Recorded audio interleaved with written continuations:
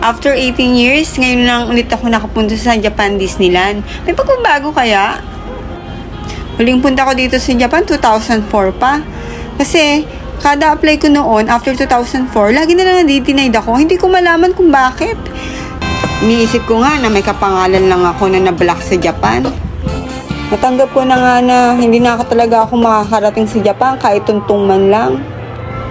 Pero nung last September 2021, sabi ng kaibigan ko, mag-apply daw kami ng Japan visa. Umayag na rin ako, pero hindi ako maasa na maaprubahan ako. Kasi sa isip ko, ay nako, panibagong rejection na naman. Kaya lang yung walanda lang si Chip. Hintayin namin si Mickey Mouse dito, may date kami. After 4 days, nagulat na lang ako, sabi ng nag-ayos ng visa sa amin. May visa na daw ako. Una nga, hindi nga ako naniniwala na na totoo yun eh. Parang piling ko, niloloko lang ako eh. Nung nakuha ko na yung passport ko, totoo nga. Meron visa na nakadikit sa passport. Pero iniisip ko, ay baka fake to, baka niloko lang ako. Kaya nga nung nasa airport na ako, kinakabahan ako. Baka harangin ako ng immigration or hindi ako paliparin. Pero nasa gate lounge na ako ng sasakyan kong eroplano. Ayun, doon ko lang napagtanto na totoo pala lahat ng ito. Tapos nasa isip ko, hello again Japan, andito na naman ako. Ay pagkita agad ako sa kaibigan ko. Actually, siya rin ang sumundo sa akin sa airport.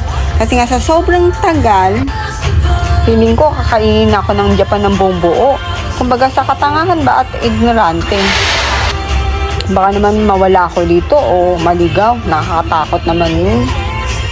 Ayun, kinabukasan agad. Nagpunta agad kami dito sa Disneyland. Wow! Parang ganun din eh. Parang wala rin pinagbago. Nandiyan pa rin sila.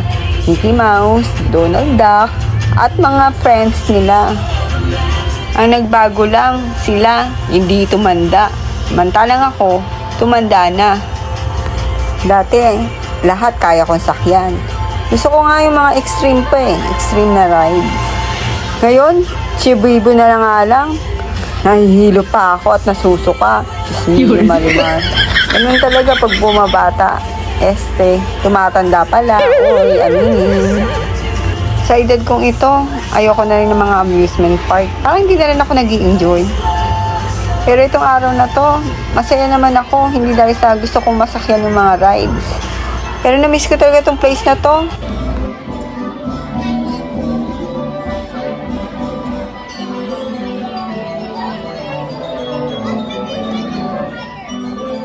Ito yung first, namin, sasakyan. So, sana hindi ako mahilo dito. Ito naman ang next.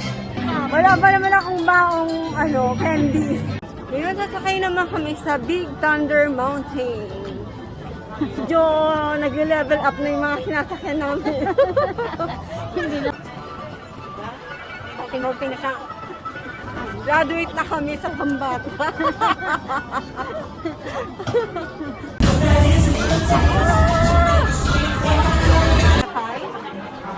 Siyempre, Pambata uli. Huwag tayo sa pangmatanda kasi baka ma-delis tayo. Go!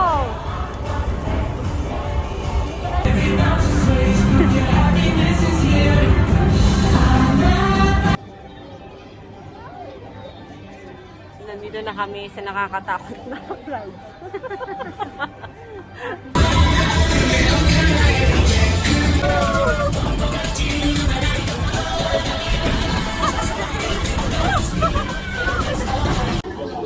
Pupunta naman kami sa Space Mountain.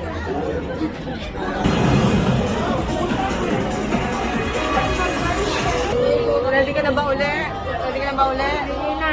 Ready ka na sumigaw? Yes, sumigaw.